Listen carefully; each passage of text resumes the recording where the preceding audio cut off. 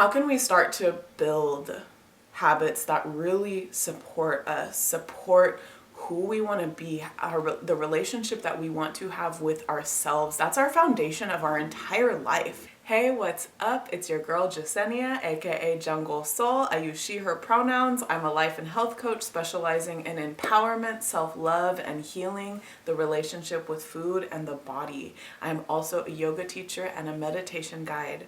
Today, I want to talk about habits, why they are important, and how we can start to build supportive habits that will move the needle forward in our lives.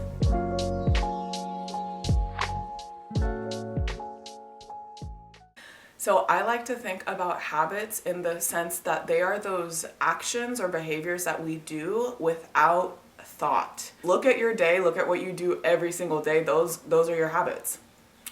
So why are they important? Because our habits can be either moving us closer and closer to the person that we want to be, the life we want to build, or they can be taking us further and further away. And these things are so automatic that we might not even know they're happening. That's the wild thing. So the first step to changing any habit is becoming aware. Building that awareness. Oh, when my partner says this to me, I snap back real quick, and that's the habit. When I make a mistake, I start talking really badly to myself. That's the habit. You might have some really supportive habits. In the morning, I love to eat a good breakfast. That's just a habit. I don't think about it. I just do it. And so that's the point where we want to get to with the supportive habits, not needing to think about them. They are just a part of who we are. How do we do that? So we already talked about awareness. It's important to become aware. It's important to become aware if you are engaging with habits that are tearing you down, that are taking you further away from your goals, that are making you feel badly about yourself. If you are like trying to live a healthier lifestyle and every night 8 o'clock on the dot you eat a pint of ice cream, no shade, okay? It's just an example. And that is something that you don't want to be doing. That habit can be making you feel really badly about yourself, right? So not only do habits help us build momentum in our life, they can also just help us create a better relationship with ourselves. Like, this is who I want to be. This is what I want to do in the world. And I'm making moves on that every day. That doesn't have to be external. It could be all mental.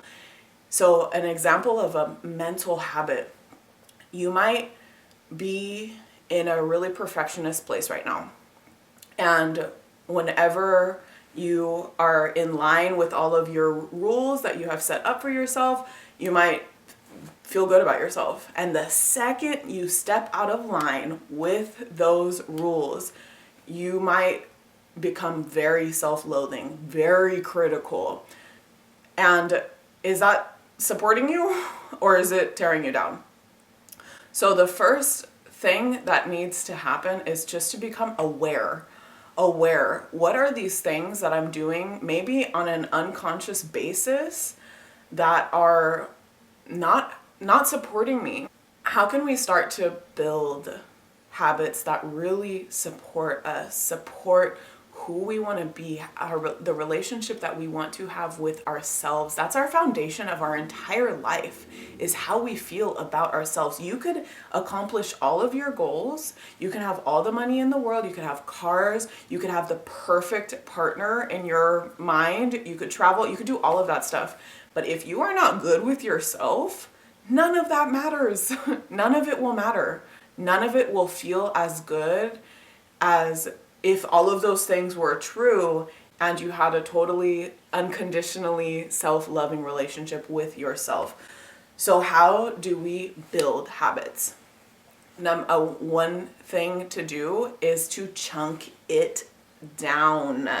So say you want to build a morning routine for yourself. Maybe right now you're just waking up and scrolling on your phone. You realize that that's kind of a destructive for your mental state, for your opinions about yourself, you know, and you want to go on a walk. You might want to pray. You might want to do yoga. And doing all three of those things when you're starting off with scrolling and then you try and jump to adding this hour of things to support you, it might not be sustainable. You're jumping way too far, too quickly. I'm not saying you can't do all of those things. You can. That's the beautiful thing. But they need to be built up slowly, consistently. So let's say, okay, out of all three of those things, the thing that might feel easiest and most important to me right now is prayer. Praying takes me 5 minutes. So I'm gonna wake up and maybe I put post-it notes around me like pray, pray, pray, pray, just to remind me. Maybe I put my phone on the other side of the room so I don't just like automatically reach for it and start that scrolling.